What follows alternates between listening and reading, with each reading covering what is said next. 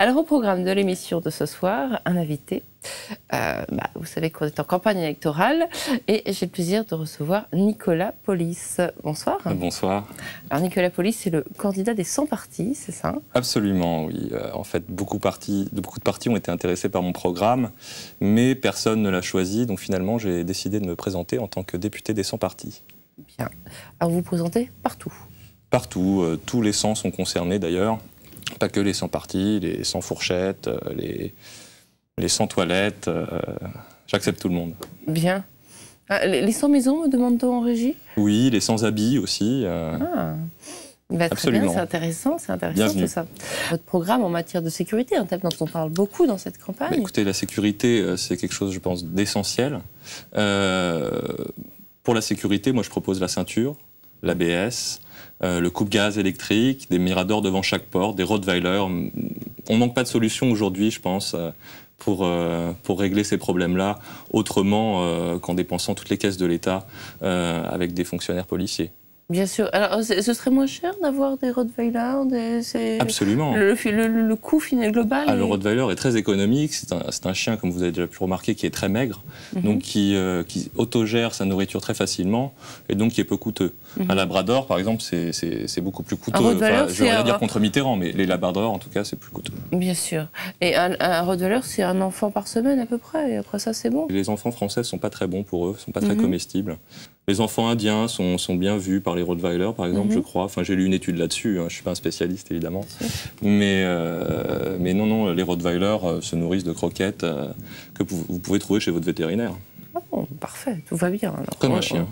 Comme un chien, oui, c'est presque des chiens d'ailleurs. On parle beaucoup de travailler plus pour gagner plus. Alors vous, quel est votre point de vue à ce sujet? Moi, j'ai une solution tout à fait réaliste, c'est d'abolir le travail, tout simplement, et d'acheter un album par an de Nicolas Paulis. D'accord. Et ça va relancer, bien sûr, Absolument. Je pense que le moteur d'une société est le bonheur, avant tout. Et la consommation d'albums de Nicolas Paulis, par contre, là, c'est un démultiplicateur de bonheur. C'est un démultiplicateur de bonheur, absolument. Vous l'avez testé? Ah oui, je le teste tous les jours, et j'en suis très heureux.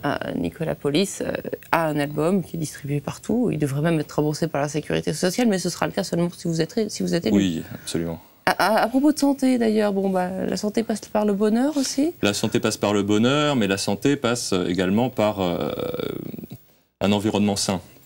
Pour moi, je rejoins la santé à l'écologie. Vous avez signé le pacte, le fameux pacte? Non, je le signerai si je suis élu. Nicolas Mulot n'a pas voulu me voir, donc même les éléphants non plus du PS n'ont pas voulu me voir. Donc, bon, s'ils me considèrent, bien entendu, je considérerai leur travail. Enfin, pour revenir à notre question sur la santé. Bien sûr, faites bien de me concentrer un petit peu. Si on utilise une population, on l'exploite pendant un certain nombre d'années qu'on définit avec des règles de retraite ou pas, etc. Bon, tout ça, c'est un petit jeu qui s'appelle le jeu de la politique. Ces gens-là sont taxés, donc fournissent de l'argent qui permet d'être dépensé soit en 5 ans, soit en 2 semaines, selon les présidents.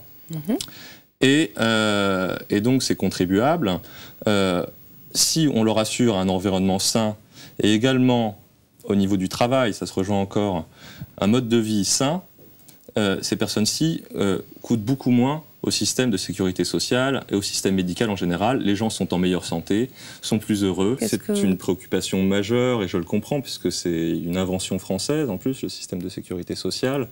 C'est une de nos fiertés quand on voyage à l'étranger de pouvoir dire ouais, ok, d'accord, je suis français, ok, on pollue, tout ce que tu veux, on fait péter des bombes, mais j'ai la sécu. Donc, quelque part, c'est quelque chose d'important dans l'identité française, même, je dirais.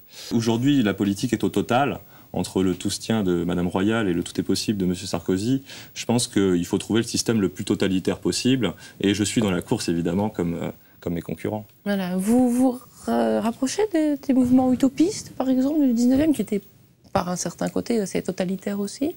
Je ne vois pas de quoi vous parler. D'accord, bon, très bien. Je n'y reviens pas.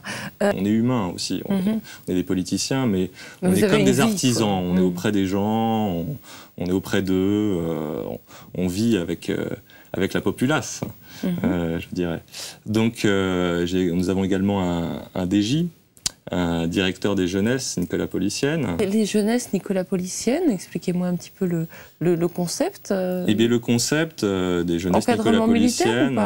Non, on a choisi d'autres formes pour développer, on va dire, le corps et l'esprit des jeunes. Et donc, pour nous, plus le hip-hop ou des choses vraiment qui concernent les jeunes. Les cultures urbaines. Voilà, les cultures urbaines. Vous êtes de votre époque, donc. Et alors, vous vous présentez bien sûr pour être député, là, dans les jours qui viennent. Question que j'ai posée à tous les candidats qui sont venus sur ce plateau. Qu'est-ce que vous pensez du fait que l'allocation, justement, des députés, qui est un peu plus de 5 000 € en net par mois, soit maintenue pendant 5 ans en cas de non-réélection? Oui, j'ai appris ça. J'y crois pas du tout. Non, j'y crois pas du tout. C'est-à-dire, vous n'y croyez pas? Vous la refuseriez si vous étiez... Absolument. Oh, Nicolas Pauly, c'est donc un modèle d'intégrité. On restera sur cette image.